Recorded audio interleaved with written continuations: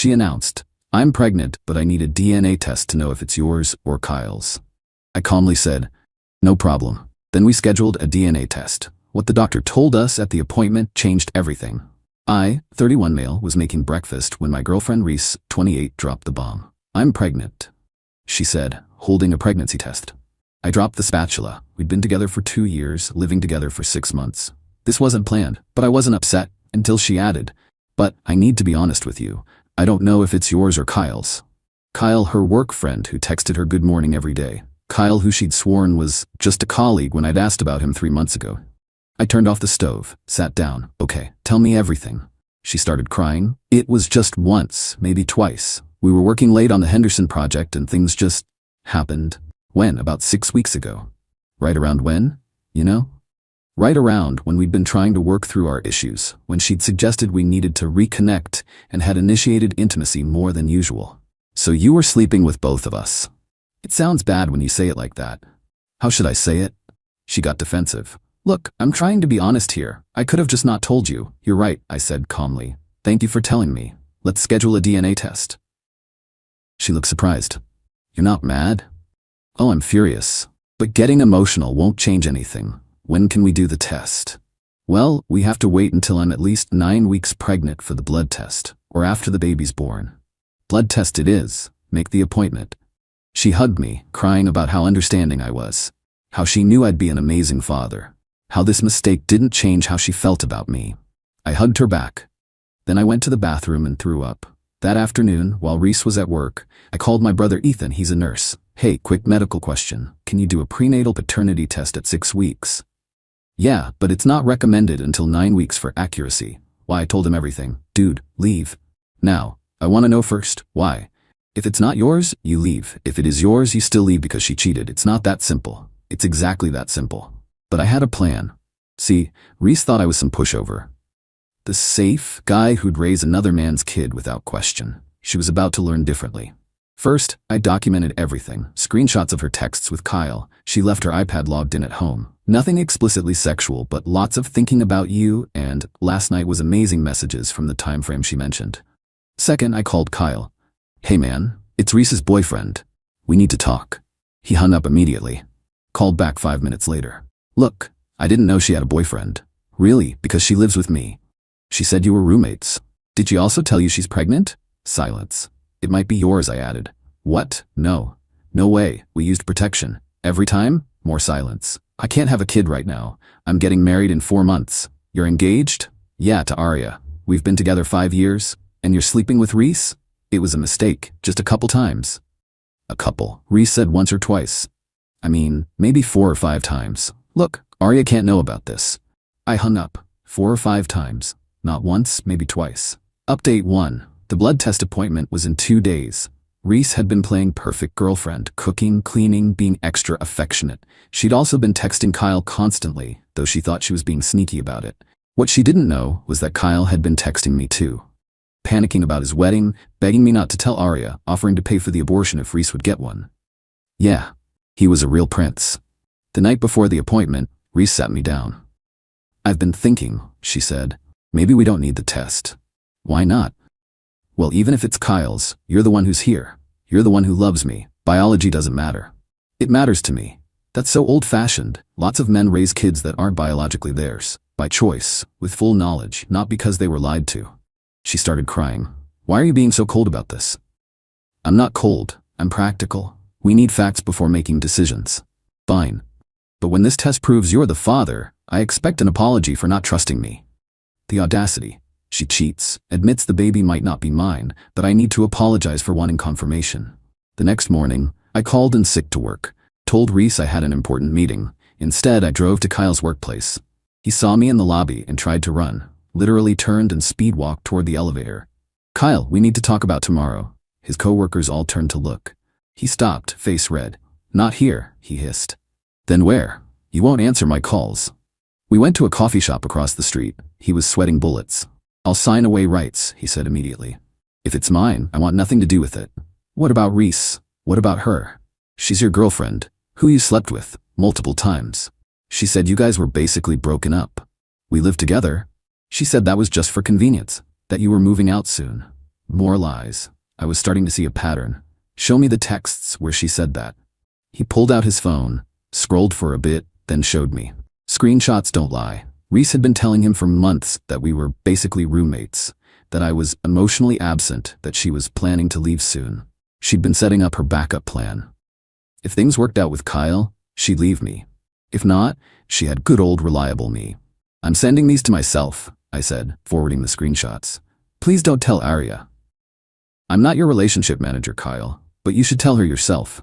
He left looking like he might puke. Good. Update 2. We went to the appointment together. Reese held my hand in the waiting room, playing the nervous, expectant mother. The nurse called us back, took Reese's blood, then turned to me for my sample. Oh, the nurse said, looking at her chart. Mr. Davidson, we already have your sample from last week. Reese's head snapped toward me. Last week? Yeah, I said casually. I came in early to save time today. That was a lie. But Reese didn't know that. The nurse looked confused but professional. I don't see any record of. Could you check again? Maybe under my full legal name? She typed something. Oh yes, here it is. Must have been a filing error. God bless medical professionals who can read a room. Reese was suspicious but couldn't say anything without looking crazy. After the blood draw, the doctor came in. Dr. Martinez, an older woman with kind eyes. So we're doing a prenatal paternity test today? Yes, Reese said quickly, just to be sure. I see. And Mr. Davidson, you're the potential father? One of them, I said clearly. Reese kicked me under the table. Dr. Martinez raised an eyebrow. One of them? There's another potential father, Kyle Morrison. He couldn't make it today. He doesn't need to be here, Reese said. It's definitely one of you two. Actually, Dr. Martinez said, for the most accurate results, we should test all potential fathers. Kyle's not available, Reese said quickly. That's strange, I said, pulling out my phone. He texted me saying he was on his way. Reese went pale. You invited Kyle? We all need answers, right? 20 minutes later, Kyle showed up looking like he was walking to his execution. His fiancée Arya was with him. The waiting room got very uncomfortable. What is she doing here? Reese demanded. I told her everything, Kyle said quietly. She deserves to know. Arya looked at Reese with pure disgust. You're the home-wrecking piece of trash who's been sleeping with my fiancé? I'm not a home-wrecker. I didn't know about you until when? Because Kyle says you've known for months. Dr. Martinez intervened. Perhaps we should all calm down. Mr. Morrison, we'll need your blood sample as well. As Kyle got up to follow the nurse, Arya called out. By the way, Reese, I'm pregnant too, 3 months. So congratulations, you might have given my baby a half-sibling. The look on Reese's face was something I'll never forget. Update 3. A week later, we all met back at the clinic. The tension was unreal. Reese hadn't spoken to me in 3 days after finding out I'd ambushed her with Kyle and Arya. Dr. Martinez came in with the results. I have some unusual news, she began. Just tell us, Reese snapped. Mr. Davidson, you are not the biological father. My heart dropped, even though I'd suspected it. Mr. Morrison, you are also not the biological father. Wait, what? Everyone started talking at once. Reese was screaming about faulty tests. Kyle was demanding a retest. Arya was laughing hysterically. However, Dr. Martinez continued, raising her voice. There's more. The room went silent. Miss Thompson, when we ran your blood work, we discovered something. You're not actually pregnant. What? Your HCG levels indicate what we call a chemical pregnancy. You were pregnant very briefly, but it wasn't viable. Your body has already miscarried. The pregnancy tests you took at home were likely during the brief window when HCG was present. Reese broke down sobbing. But I had symptoms. Morning sickness. Stress and anxiety can mimic pregnancy symptoms, Dr. Martinez explained gently. So there's no baby? Kyle asked, looking relieved. There's no baby. But the paternity test, I started. We ran it on the fetal DNA present in her blood from the non-viable pregnancy. Neither of you are the biological father of that pregnancy. Meaning there was a third guy. Reese was sobbing. Kyle was stunned. Arya looked at me with something like pity. Who else, Reese? I asked quietly. I can't. Who else? It was just, there was this guy at the conference in March. It meant nothing. March, 3 months ago. When she'd gone to a work conference that I now suspected wasn't entirely about work. Anyone else? She just cried harder. In the parking lot, Kyle tried to talk to me. Man, I'm sorry about all this. Save it for Arya. Arya surprisingly came over to me. You okay? I will be. For what it's worth, you handled this with more class than I would have. I'd have burned everything down. Day's not over yet. She actually smiled. Good luck. They left together, Kyle trailing behind her like a beaten dog. Reese was waiting by my car. Can we please just go home and talk about this? You can go home. I won't be there. You're leaving me? After I just lost a baby? You cheated with at least 3 different men. You lied about everything. And you tried to make me raise another man's child. I thought it was yours. I hoped it was yours. Hope? You hoped? She tried to grab my arm. Please, I need you. I can't do this alone. Then you should have thought about that before you did it in the first place. I got in my car and left. She called me 36 times on the drive home. I didn't answer once. Final update. It's been 2 weeks since the clinic disaster. Here's where everyone ended up. Reese is living with her sister Mira. She tried to spin the story on social media about how I abandoned her during a miscarriage, but that backfired when Arya commented with the full truth. Reese deleted all her socials after that. She showed up at my work last Monday, making a scene about how I was heartless and cruel. Security removed her. My boss, who'd heard the whole story through office gossip, told me to take the rest of the week off paid. Nobody needs that kind of drama, he said. Kyle and Arya are somehow still together. She's making him go to counseling, and from what I heard through mutual friends, he's basically on probation for life. She made him quit his job to get away from Reese and any other temptations. He now works at his father-in-law's plumbing company. Karma. The conference guy? Turns out his name was Derek, and Reese had been texting him too, hoping he'd leave his wife for her. He blocked her when she told him about the pregnancy scare.